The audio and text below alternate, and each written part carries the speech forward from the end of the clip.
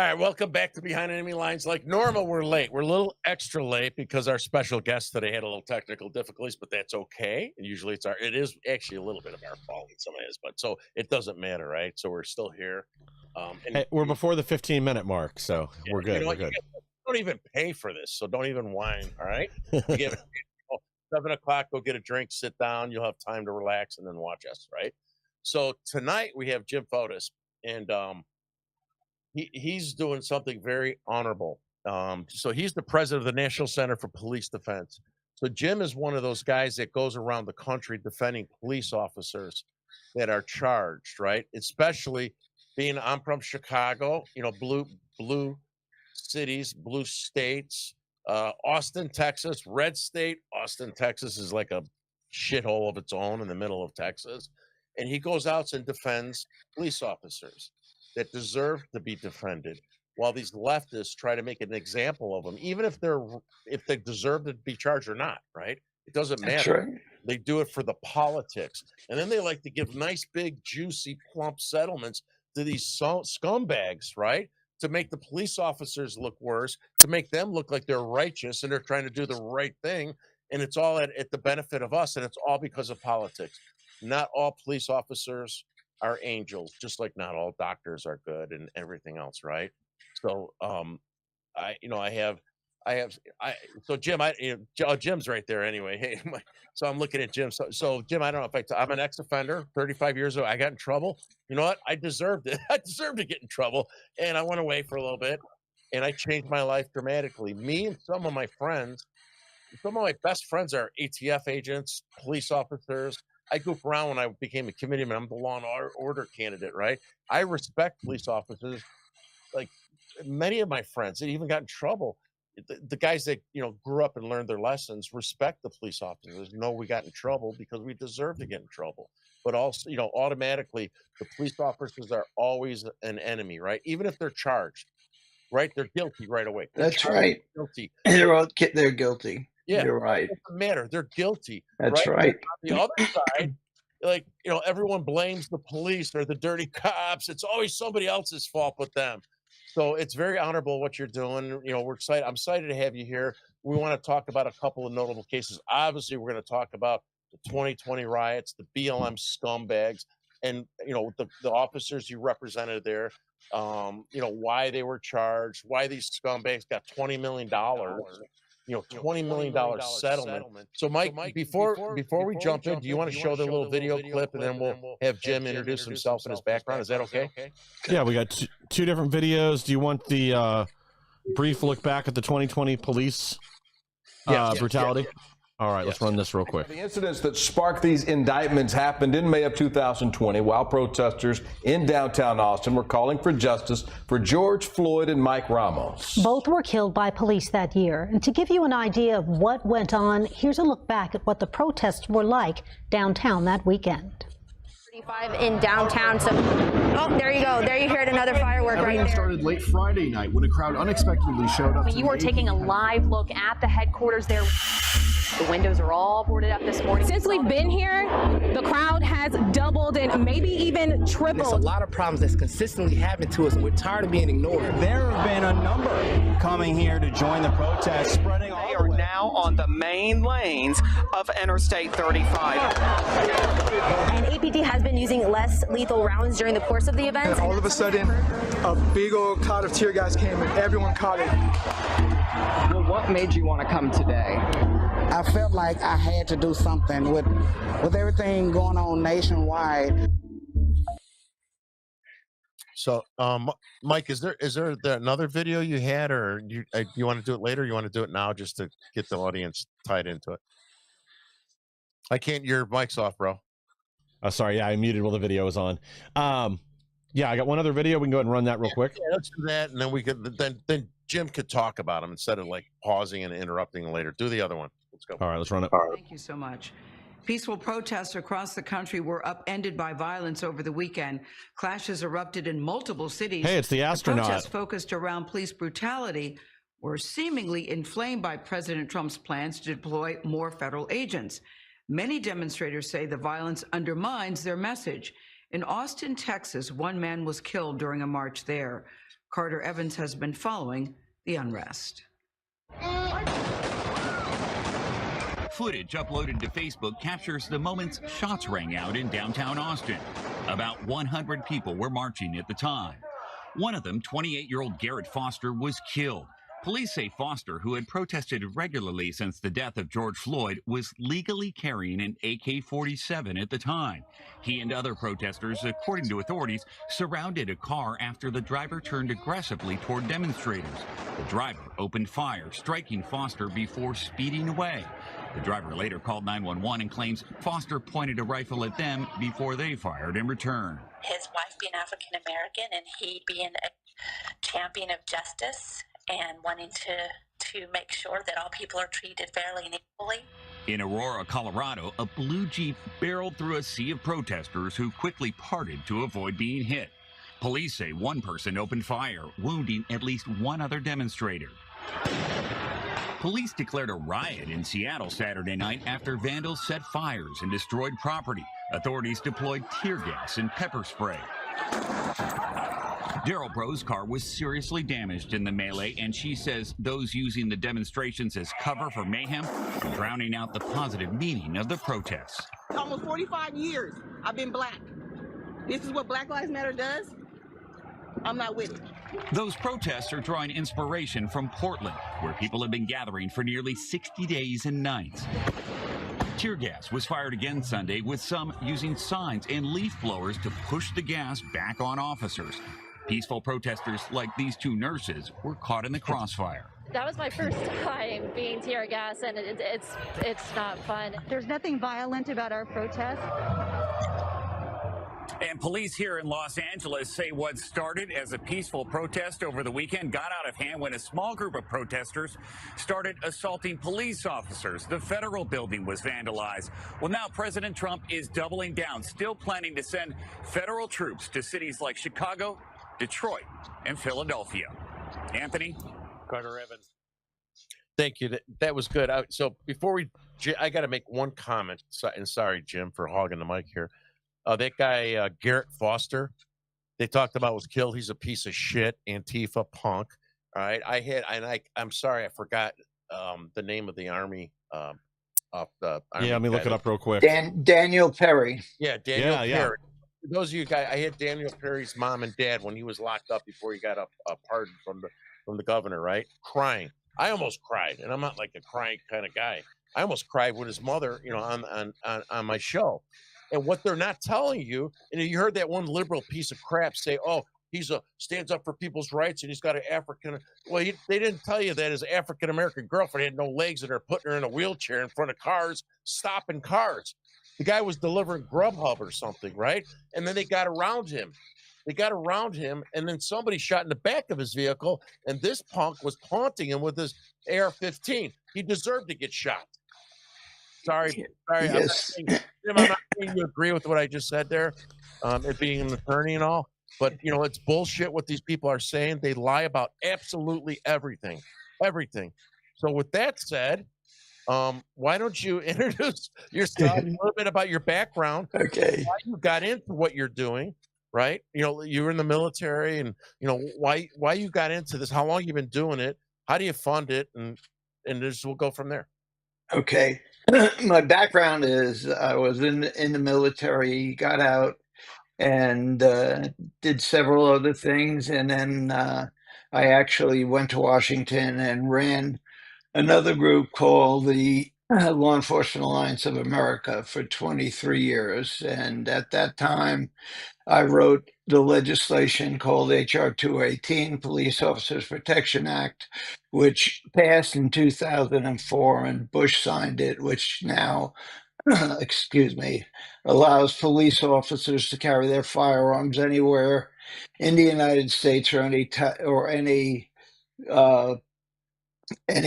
other territory of the United States, and it allows retired police officers to also carry anywhere in the United States. And that was one of the things that I wrote in those 23 years, along with several other pieces of protective legislation, security on campus legislation, which also passed and pretty much made campus police officers. But my background also is I have a master's degree in industrial psychology, which I probably never used in my life. And I was a police officer in Lynbrook, New York. I left there in 14 years because I damaged both of my knees, and I left as the highest and most decorated police officer in the department, and that was before LEAA. When I left the Law Enforcement Alliance, I did some international lobbying for a while, and then I had met a guy named Patrick Mooney and my partner Bert Eiler, and we said, why don't we? There was another group that actually helped police officers with defense, but I said, why don't we make a organization that not only helps with defense, but stops police officers' families from falling apart, try and keep them together, try to help them at least stay in one piece before basically our courts take them apart. So we started the National Center for Police Defense. We're now 10 years old. And I do believe, although it's become very, very difficult to win cases, that we have helped a lot of police officers. We also do counseling, and we have kept many, many police officers from losing their families, losing their lives, taking their own life. And we really, our first case was Sheriff Joe Arpaio in Arizona. He was charged with a federal misdemeanor that cost over $1 million, and he still lost the case. And cost us a lot of money to try and help him, but he's a great guy. He still helps us today. He also signs our letters, and people know him. He's an incredible man. And then we went from there to Austin, and we had several other cases before that in New York City, but Austin was the biggie. I believe there were somewhere around 21 and plus a few others there. And the attorney, Doug O'Connell, is just another incredible man. He puts his everything into defending these cops, and he works very hard for very little bit of money, and we try and bolster everything that we can getting in from them. And these officers have been waiting and waiting, and then along came an election, and Jose Garza, the DA, who said when he got into office, I'm not going to go after bad guys. We're going to go after bad cops, and every cop to him is a bad cop. Yeah. So, it would be helpful is to explain to the audience, so when a police officer gets in a situation where he needs legal defense, right? Where does that money come from with respect to the unions that the police officers work in, or the city's obligation, or when they're left exposed where they don't have any finances to support them?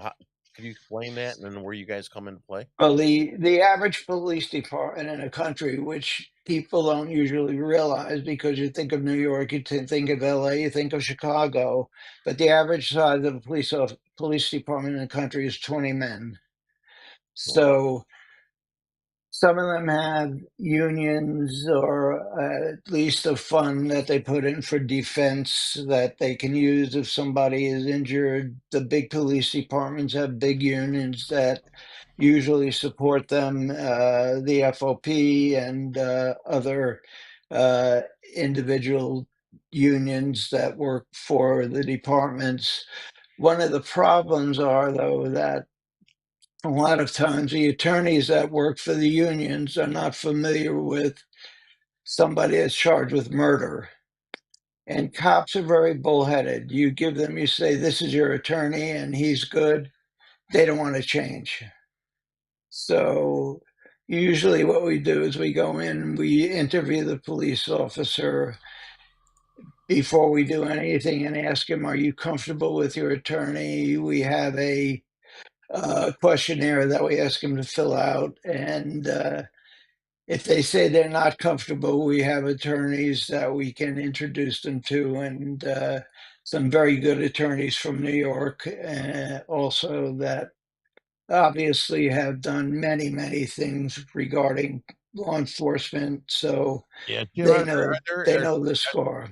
yeah, there's circumstances where they will provide an attorney to the law enforcement person, and then you guys come into play. Do you go sometimes collaborate with them and kind of? Yes, we do. In fact, the Betty Shelby case out of Oklahoma City, we did collaborate with the with the FOP attorney, and they in addition hired another attorney who was very good, and she worked with us and the FOP attorney, and we won the case, which was an incredible case at the time.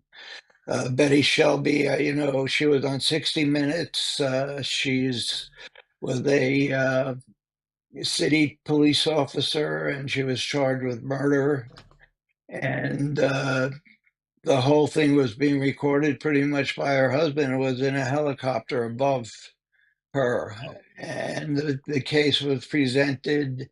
There were protests, but she was acquitted, and that case cost us approximately about $130,000. And when you say us, that means you and your organization. Me and our organization, yes. And we raise our money. We take no federal money. We raise our money through individuals who believe in the cases. We send out letters. We do text messages. At that time, we were doing very few text messages through shows like yours, trying to make people aware of what happens to police officers when they get charged with a crime. They're immediately taken off the books. Some places they allow them to stay on light duty. Other places they are immediately taken off the books and told you're not a police officer. And of course, they can't get a job outside because they're considered a felon. So we're a little mini commercial for you, Jim. Where can people find out where to donate towards this cause? Where can they go? You can go to the National Center for Police Defense.com. There's a button there. They can read about our cases and they can donate right there. And that would be the easiest. And the money goes, obviously, if you do that, it goes to us. If you get a letter in the mail, you can do it that way also. Or you can send a check to 1051 Judicial Drive, Fairfax, Virginia, 22030, Suite 200. And that way, all the money, you can designate who you want it to go to if you go to our website, and we will put it towards them. Jim, do some of the police unions, like say, for instance, the Chicago FOI, Fraternal Order of Police, do like unions throughout the country, do they like say, hey, help contribute or donate? Do they sometimes use their mailing list to help you get visibility to help other officers that they may or may not need, specifically out, for instance, in Chicago? Or like my friends, I'm going to send this link to my friends are part of the Italian American Police Association. I'm going to connect you with them too, by the way, Jim. Like groups like that, do they know about you? Do they like spread the word about what you're trying to do and how you're helping police officers? We have no. When we did the Betty Shelby case, I'll have to bring it up. That was the closest we ever came to the FOP. They paid for. We had to have security every day, which became very expensive. They paid for the security. They helped. That was about the closest we ever came to any union helping us. When we were in Minneapolis with after the shooting of George Floyd, the Minneapolis Police Association also helped us, but no police group that's actually related to a police department has ever helped us. directly. I'll definitely connect you with those guys. I'm going to go on a limb here. So your last name is Fotis. Are you Italian too? Just not in your last name. It's actually was Fotinakis I Greek. knew it. I could tell. All right, listen, my buddies. You see my last name, you can't tell. Yes, Right? you can't tell. And I had so because my grandparents are from Italy. My dad wanted me to have his name, which sucks, right? My son's name's Anthony, by the way, and I got stuck with Terry, and I'm out with Jimmy, Anthony, not Terry, So my friends are from. They run the Italian American Police Association here in Chicago. I'm going to introduce you to them, right? I would love to. And they represent police officers all over the Chicagoland area, not just city of Chicago, a lot of Chicago guys, right? And I'm going to connect you with those guys. They're my good buddies. I love those guys. And being that you're Italian, I mean, they're going to respect you anyway, but being that you're Italian, they're going to respect you more. So go ahead. So I knew it. So why don't we go to the Austin, Texas, the BLM riots of 2020? That just pisses me off with those people and all the things that they did. The insurrection. I was at January 6th. I was there with a police officer. I was with a friend that was just retired as a sheriff. I knew him since I was 14. He asked me to go with him, right? I wasn't even supposed to go. And, I was labeled a domestic terrorist. It's unbelievable. Yeah, I still don't even know. That's when I talked to you, Jim, 2 years ago. I don't even know how. I don't think it was Johanna. I remember reaching out. I was all nervous and stuff, right?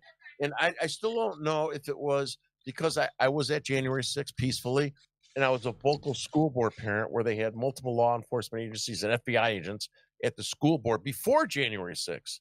I still don't even know. And if it wasn't for Matt Gaetz sending a demand letter to Garland, Ray, and Marquis, once Trump got in, I got my TSA pre-check and everything back. But I get so angry to know what happened in 2020. Then when I started researching for this interview tonight and seeing that the scumbags from BLM and the Antifa pricks got $20 million, and these police officers got arrested.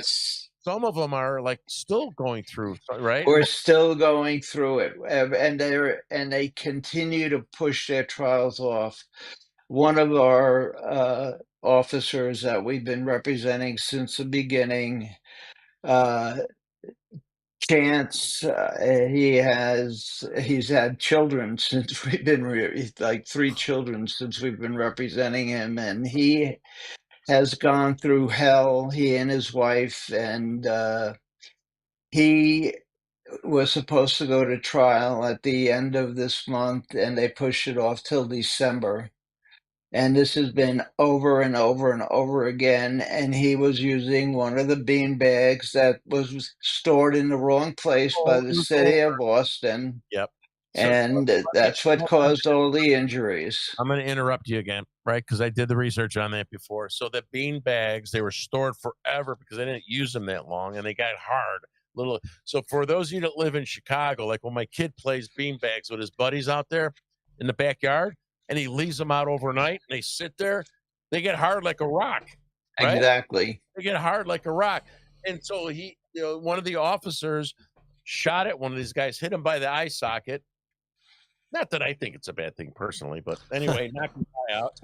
And, it's not, I mean, and then there was some questions, were they trained properly and stuff, but it was the storage. And anyone from Chicago that plays bean bags, I get mad at my kid. He leaves them out. They stay out for just a few days, let alone in storage with all the heat down there, and they get like rocks. And I got to buy a new one, right? I know, and that was what made these people $22 million. It's just amazing. And Daniel Perry is the most horrible case. Daniel was in the Army. He was a career military man. We represented him. Oh, I didn't know that. Yeah. Yes, and he was in his car. He was making delivery, Uber delivery. I guess he was an Uber driver. And then as he saw Foster was walking towards him with a black mask on, carrying an AK-47, and as he got close to his window, he raised up the AK, and Daniel shot him. and then Good he for him. drove away. Yes, He only shot him once. then he drove away because he was afraid the crowd was surrounding his car. And as he drove away, somebody fired several shots into the back of his car. And there was a woman standing on the sidewalk there, and I don't believe she was part of the group that was in the riot. Yeah. And then he went to the police. He called the police right away. He let them know what happened, and then, of course, he was arrested, and the guards had charged him with murder.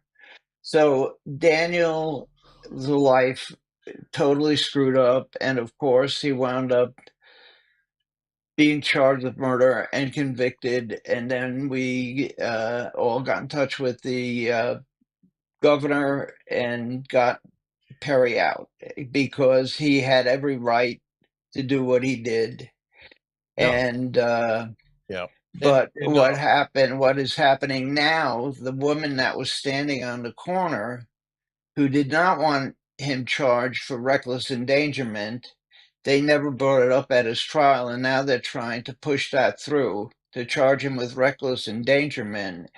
And the Attorney General of New York is trying to get, now this is the most, you won't believe this, he's trying to get all the red state DAs to petition the AG to charge him with federal crime for a federal race crime, but they were both white.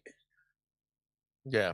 So there's another thing that you forgot to mention here, Jim. So when I had the mother and father on the show, and I told you this is before, I didn't even know that. I didn't really know you at the time. We only text messaged and talked briefly, but because I was doing research before our interview, right? And that scumbag, that Antifa guy who rightfully got shot, he should have got shot like 5 times. Sorry, that's 9. I'm not speaking for you, but his girlfriend, I had to read it twice. I'm like, she had no legs. They were pushing her wheelchair in front of cars to force them to feel. Do you remember that or no, Jim? Yeah, it's terrible. I mean, it's true, you guys, right? I read all this stuff. So if you saw the clip that Mike played, I think the second one, where they're saying, oh, he stands up for rights and he's got an African American girlfriend. No, his girlfriend had no legs. She's in a wheelchair, and they used her to stop cars to harass people. This guy was delivering food. He was delivering food, and they stopped. God, I know. I mean, it's horrible, and Daniel's life is ruined right now. As I say, when I talked to his mother, and I told you about my background stuff, right? And I don't hide from it. I speak to inmates. I tell to change their life and stuff. But his mom got upset on the phone saying that he was having a really hard time in jail. And maybe you know that better than I. But she was worried for her son, and he was having a difficult time. And for those of you guys, especially for someone that doesn't deserve to be in jail, it's hard enough to be in jail when you deserve it, right? Let alone when you don't deserve it. And I guess he's not a really big guy, and he had some challenges when he was in jail, Jim. Yes, and my partner stays in touch with him at least every month. He calls him and tries to cheer him up and tells him that anything that happens, we will be there for him. We're going to get him on the show. Mike, remind me, all right? We'll get him back on the show. I got to find his mom's phone number. Well, I mean, if it's not Jim, I'll reach out to you, but I want to get him on the show, okay? Okay. I'm sure he did have a difficult time in jail because there was a target on his back. I mean, you had Antifa trying to make him into some kind of white supremacist, pretending this is like a targeted attack. You have all their allies in the media, same thing, drumming this up, drumming up the fear and the hate. And I'm sure that made his stay in the jail there especially difficult. It's really disgusting the way these people operate. It's a horror. And I mean, look at in Minnesota, right before the trial, the city came out and gave $27 million to the family. Right. Now, if you're thinking about it, you're saying maybe he really did it on purpose. Maybe he, you're saying they're giving him $27 million. Yeah. Well, It's the same with all these cities, and I really think this is part of the game, especially when you have these Soros DAs in there. They always settle with the rioters. They always settle for exorbitant amounts. You don't see that happening with any of the J6 defendants. I know there was a lawsuit on the way there, but a lot of those people really were abused by the government. A lot of them essentially went on a guided tour and then ended up in jail for 4 years, hundreds of thousands of dollars in fines and losses fighting the cases. I mean, I know one person that spent $4 million fighting the charges for January 6th before he finally decided, you know what, I'm just going to take this plea deal. I can't afford to spend any more money. They're going to harass me no matter what. And that's what he did. Yeah. Sorry, go ahead. No, I'm saying it's just, we talk about, two different justice systems. Well, there are. Yeah. And when you see those charges and indictments with your name on there, the United States of America versus, Terry, I was like, holy shit, man, I really messed up this time. This is 35 years ago. It is very intimidating when you see that. And then, you got this massive legal system. And, and Jim, you probably know better than I, is that their conviction rate or whatever is 90-some%. Well, yeah, because so yes, people are getting in trouble. They deserve to get in trouble and all that crap. But a lot of people take plea agreements because they look at this, behemoth, the United States of America verse, right? And people don't have the money, and again, I'm not people deserve to get in trouble when they do stuff wrong. You know what I'm saying, Jim? Yeah, we do. And what we've learned over the last 10 years is that the punishment is in what comes before the trial. I mean, you're punished over and over. Every day you wake up and you've got what's going to happen, Yeah. The process is the punishment. Mentally, financially, the uncertainty, your family. I mean, it's like, people are, you hit the nail on the head, Jim, for being a police officer and attorney, right? It torments you. You wake up, you know what? You wake up. I was in my early 20s, and I got recruited by Italian guys in Chicago, Jim. And I was not in trouble. I got screwed. I got recruited by guys for the wrong reasons. I looked up to people for the wrong reasons. And then, when I got in trouble, I was like, holy shit, right? And I would wake up in the morning thinking I'm in jail. And then when I was in jail, I woke up thinking I was having a dream, and I opened my eyes and I'm looking at the bars. And you couldn't believe it. It's like, and then when you get out, like I didn't go through that. I heard stories of guys, like when they got out and they're with their wives, and their wives, one guy broke his wife's nose, telling me a story because she touched him when they're sleeping. And he, and like instantly out of a reflex, hit her out of, like woke up out of fear. And so, and again, I'm not, people deserve to get punished and all that stuff. But those are things that you go through. To what Jim said, is there's punishments that occur through the trial. And I'm not saying we don't deserve to be punished, through the trial, through the indictment, through the uncertainty, through the financial. The punishment is in the process, Yeah. Well, I mean, there's a big difference, though, between punishing somebody for a legitimate crime or something else that happened and what we see now with a lot of these, especially with Perry. This is political harassment. It's very clear. Anybody with two brain cells to rub together can tell this is a case of self-defense. The guy pointed an AK at him. He's in the middle of a mob. Once the guy comes up and points it at him through the window, what did he shoot through the car door? Because, I mean, that's what I would have done. I would have had my gun under my arm, under the door, and as this guy's coming up, the minute the barrel comes up, I'd unload on him and then take off. I mean, that's what I do. I can't remember whether he went through the door or he went through the driver's window, but he only, I think he only fired one shot. Yep. If it was me, I would have ran over to a black chick with no legs in the wheelchair, and I would have never stopped. It's a joke, Jim. I'm joking. I wouldn't have done that. I would have went around her.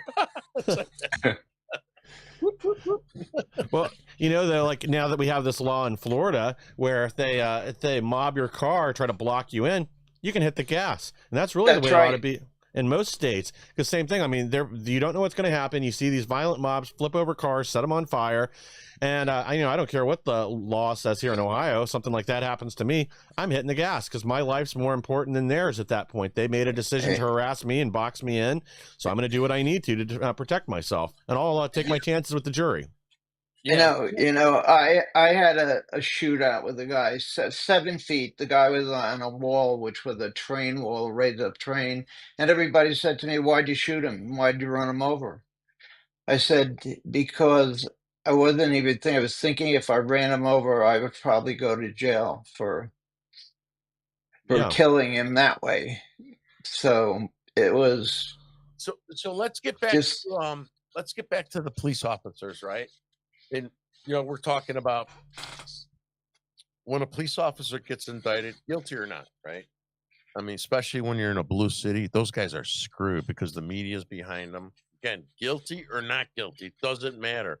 And it's even worse when you know they're not guilty, right?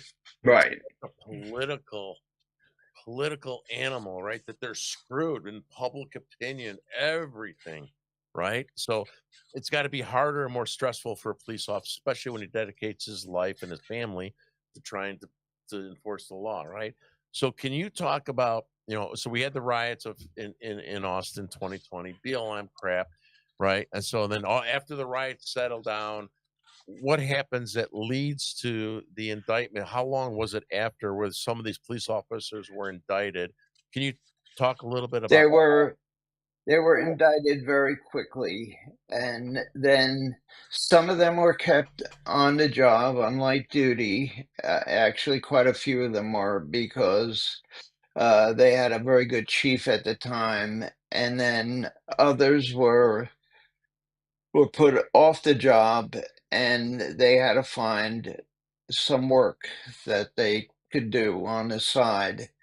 And when we first went there, I asked them, I said, "Does anybody need anything, any help with anything?" And almost everyone that was indicted said, "No, we're good." Some were doing roofing, some were doing other carpentry, some had wives that were nurses, but they weren't like crying about what happened to them, but they wanted it over. They wanted something to happen to Garza. And what we did was, because we have a lobbying and political arm, we got another Democratic attorney that was a DA and not a liberal DA, and he ran against Garza, and we supported part of his campaign, and he lost. So to me, that says, what do the people of Austin want? They obviously do not want law and order. They don't want a good police force. They're down $22 million. They're down 600 police officers. So how do you possibly, and you don't support your police, so how do you expect to have a good police force? Yeah. Like my friend's son became a cop in Chicago not too long, I don't know, 6, 7, 8 years ago. But it's like, these people put their lives on the line, and then you got these scumbag mayors in Chicago and in Austin and stuff like that, and you got these liberal scumbags that want, they're just dying for the police officers to do something bad. We have what's called, I think we talked about it, Jim, in Chicago, called COPA. Yeah. This independent group. It's a bunch of leftist scumbag freaks that just want the police to do something wrong. Then they have the liberal media write about it, right? To put the pressure, the political heat on these guys to get our officers in trouble, to make them look bad. Well, look what's going on right now as a result of this. So we got this. Thank a Democrat. New data shows assaults on ICE officers were up 700% compared to the same time last year under open borders, Joe Biden. I'm going to show you guys some headlines. These are all just ones I've grabbed within the last 7 days. DOJ charges 4 more Portland Antifa militants for criminal offenses carried out during ICE facility occupation. When are we going to bomb the White House? FBI foils alleged Skibbity massacre plot after girlfriend tips off authorities. Portland Antifa militant charged for assaulting 5 federal officers, grabbing their genitals during occupation at ICE facility. trans Antifa militant felony charge for attacking federal police officers with a knife outside Portland ICE facility. Anti-ICE rioters shut down bridge in downtown Los Angeles, and this was against the LAPD. ICE wasn't even present for that one, I believe. Wow. But I mean, this is the battle on the streets right now, and you've got people cheering this on the left, including people elected at the federal level, and it's going to continue. But this is why, like, LA used to be known for having their premier police force. They were one of the best in the country, and you look at what it's been reduced to now. In Chicago, same thing. The good officers left after the George Floyd riots. You have cities like Minneapolis, St. Paul. They can't recruit anybody now because the city let all the officers down. They let Chauvin get charged and imprisoned, which again I think is unjust. He is following procedure.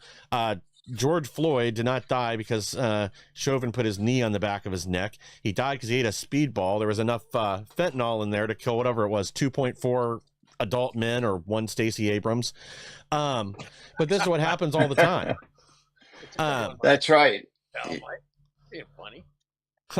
You're 100% correct. He had enough fentanyl that he would have died anyway. And that procedure, when they went to court, the chief lied about it. It is in part of their training today. They're still using it in training.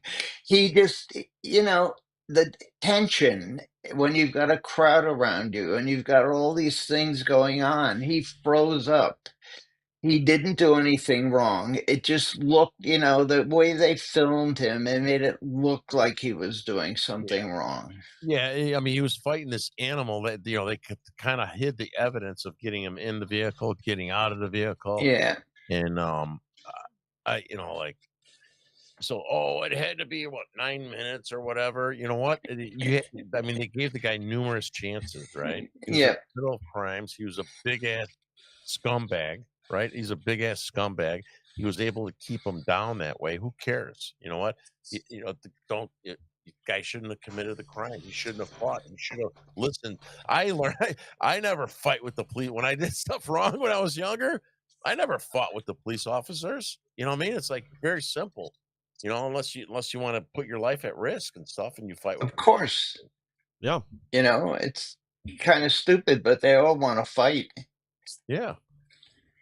It's just amazing what transpires, and it's getting worse. One of the things that we've done is we've looked at the level of training and recruitment of what you had going back into the early 2000s and how it's changed, and how the level of person you're getting into the police department and how that's changed, because they've lowered all the requirements to get into the police department, and Nassau County was the first department that required 2 years of college.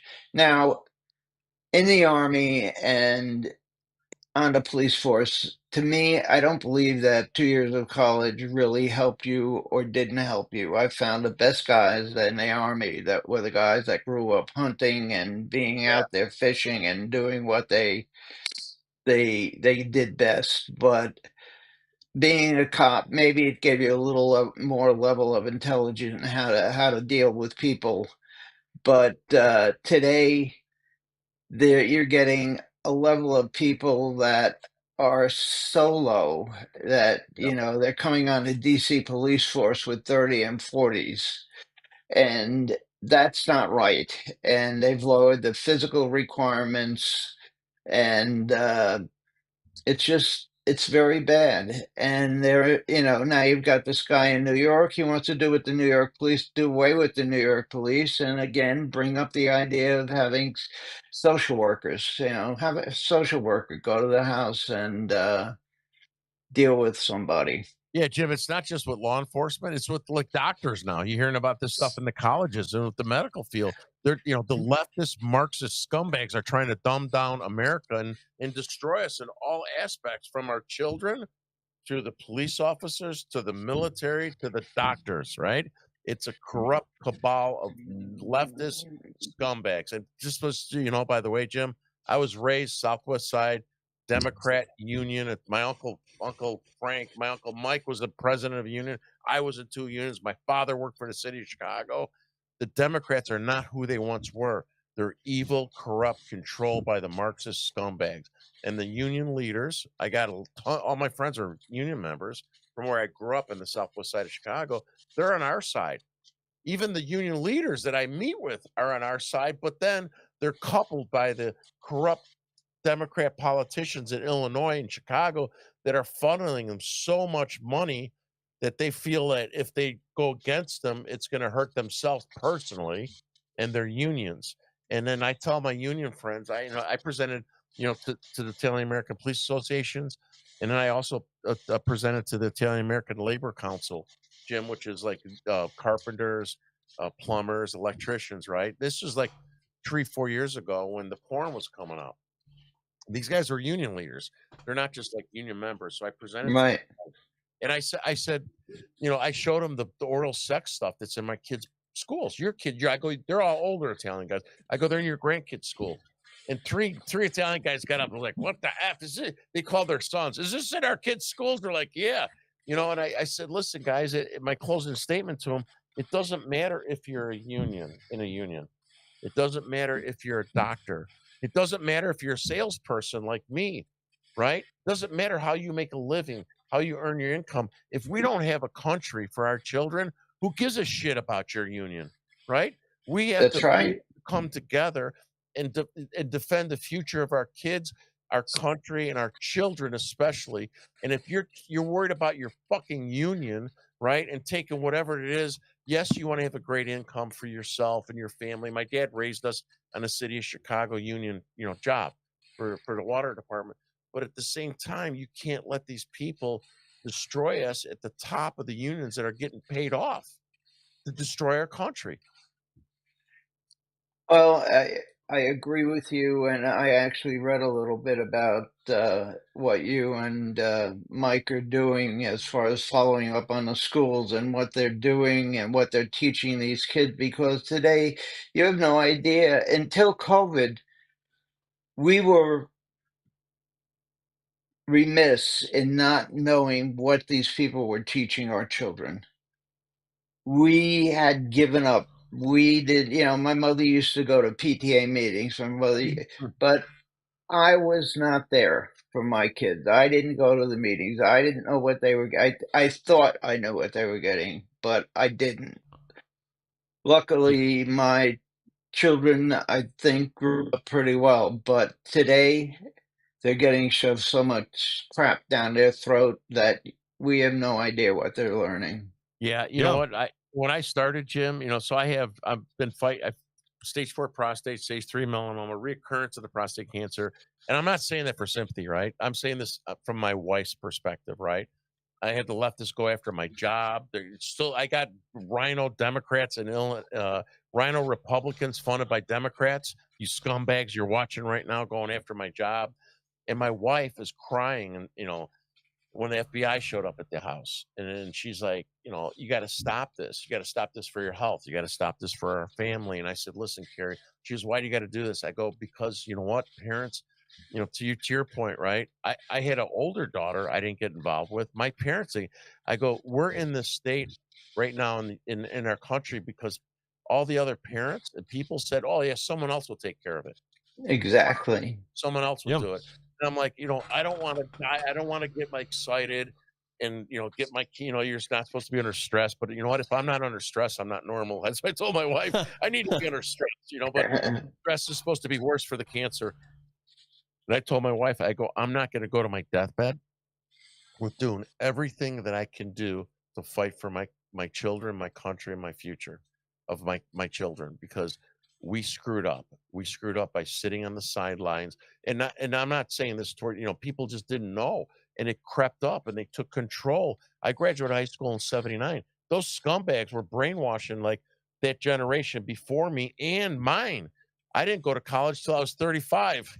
I got my degree at 37. You know, I went to junior college, but they were brainwashing us. They were brainwashing these people. They took control of their minds, and then they took control of the minds in high school. That's what Charlie Kirk's awesome, right? And then the grammar school. That's when I got involved, when they were going from the high school to the grammar school. And we got to fight against these bastards because they are trying to destroy our country.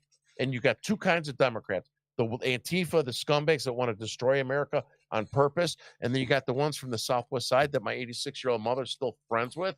My mom's she got mad when I started turning into a Republican.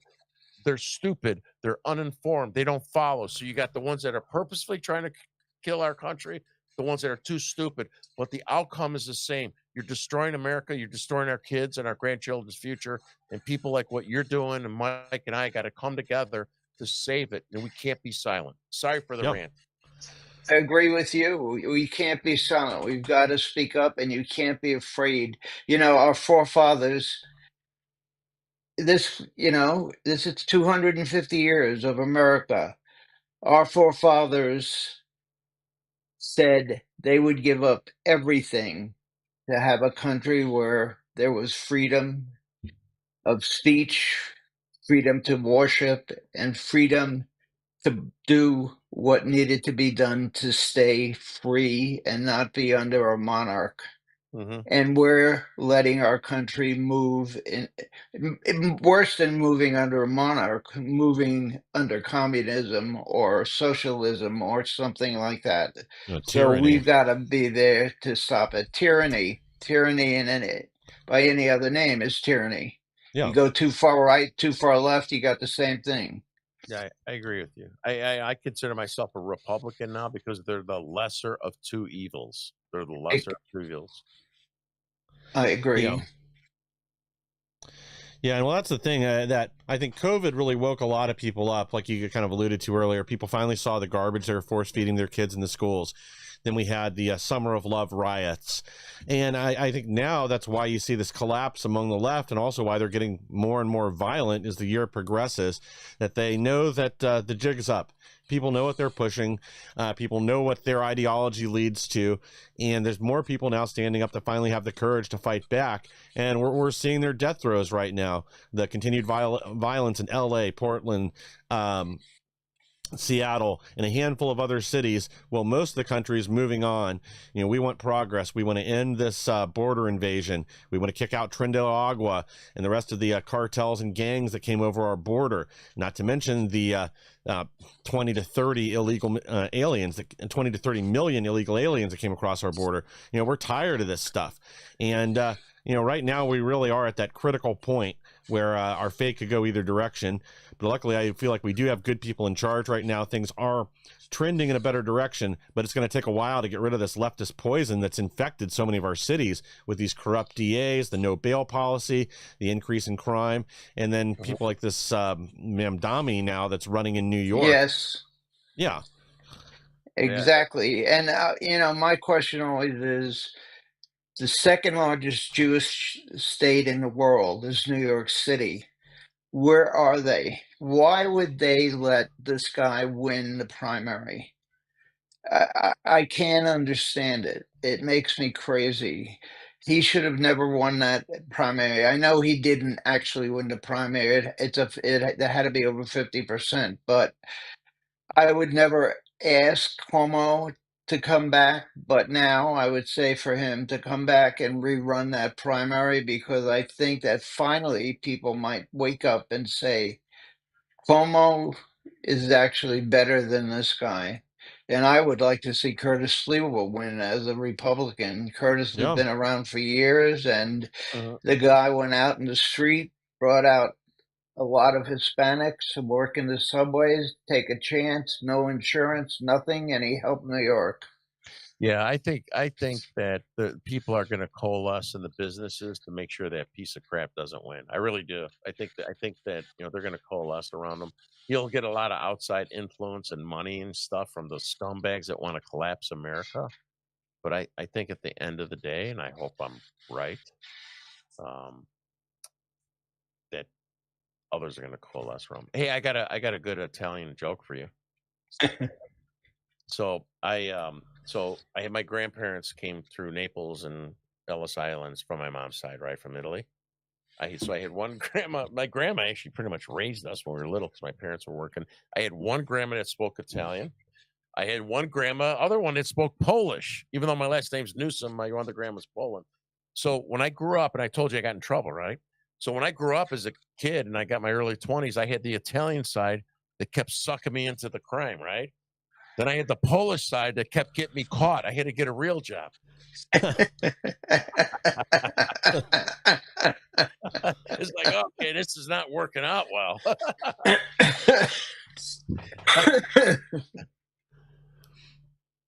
That was very good.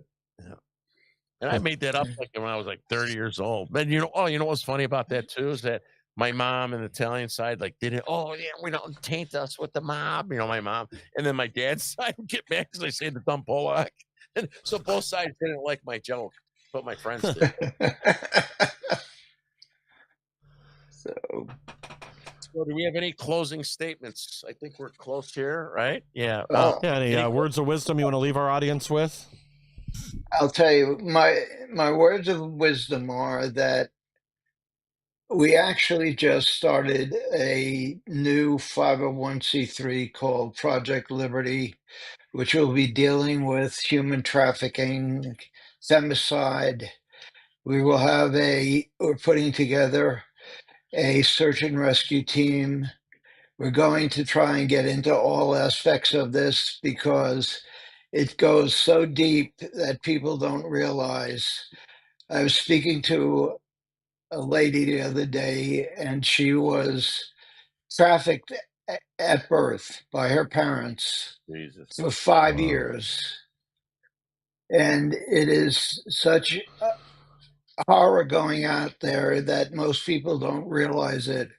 We've got everything together for Project Liberty.